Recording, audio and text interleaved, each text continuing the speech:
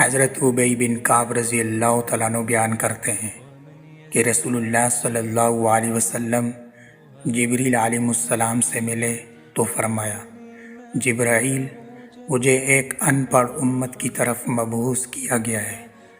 ان میں سے کچھ بوڑھی عورتیں ہیں، کچھ بوڑھے آدمی ہیں، چھوٹے بچے اور بچیاں ہیں، اور ایسے آدمی بھی ہیں جنہوں نے کبھی کوئی کتاب نہیں پڑھی۔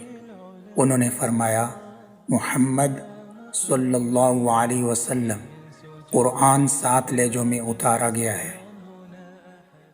ترمذی، احمد اور ابو داؤد کی روایت میں ہے، آپ صلی اللہ علیہ وسلم نے فرمایا، ان میں سے ہر ایک لہجہ شافی و کافی ہے۔ اور نسائی کی روایت ہے کہ آپ صلی اللہ علیہ وسلم نے فرمایا، جبرائیل اور میکائیل علیہ السلام میرے پاس آئے تو جبریل علیہ السلام میرے دائیں جبکہ میکائیل علیہ السلام میرے بائیں طرف بیٹھ گئے۔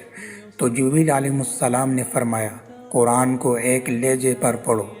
میکائیل علیہ السلام نے فرمایا، ان سے زیادہ طلب کریں حتیٰ کہ وہ 7 لہجوں پر پہنچیں، اور ہر لہجہ شافی و کافی ہے۔